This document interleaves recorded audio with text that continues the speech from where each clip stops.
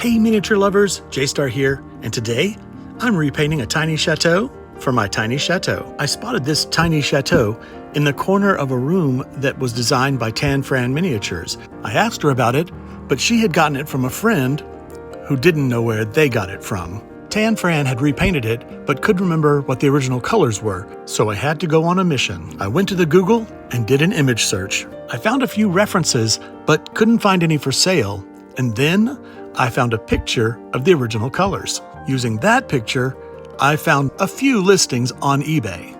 They were all listed about $12 to $15 plus shipping, but armed with a better description and more information, I found somebody selling 12 of them for $25 total, including shipping, just over $2 a piece. And $2 each is my kind of price. I bought them, they arrived, and they're pretty cute. But I had Tan Fran plans for my little houses. I gave them a base coat of flat white spray paint.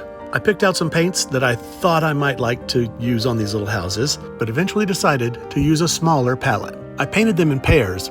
I painted one pair with Tuscan red for the roofs, one pair English ivy, and one pair with this magenta called Juneberry. As I painted them, I wiped off the excess paint with paper towels. With the Tuscan red roof, I used burnt umber as the base of the house and for the cornice. With the English ivy roof, I used Payne's gray.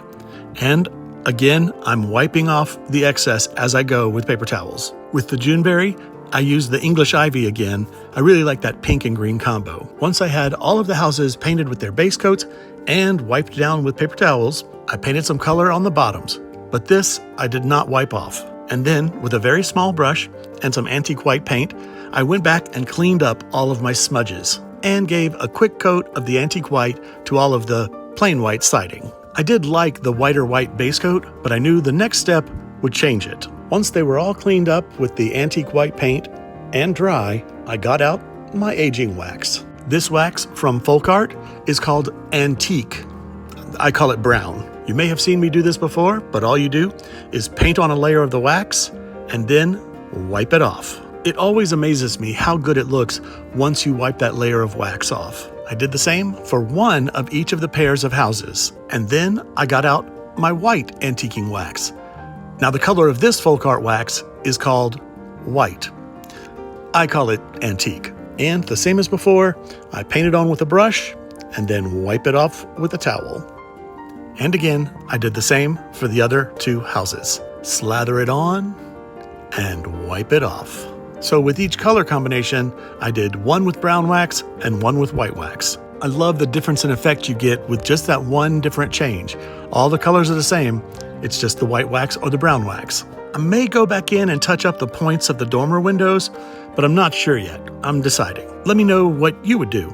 And also, let me know what you like better. Do you like the English ivy and Payne's gray with brown or white wax? Or do you prefer the Juneberry with the English ivy and again in brown or white wax? Or the Tuscan red and burnt umber in their dark or light form? Which is better? What do you like? My friend Amy liked the mossy green roof without any wax. So that's another choice. Let me know what you think. And if you really like them, I'm going to be putting some of them in my Etsy shop, which is Funk and Dazzles. Funk and Dazzles on Etsy. And I've got 6 more that I can paint. So if you have a custom idea, let me know that. Thank you so much for watching my video and sharing your time with me. Please like and subscribe and leave me that comment. I'd love to hear from you. From the tiny Chateau Étoile, this is J-Star saying have a great day and keep making mini.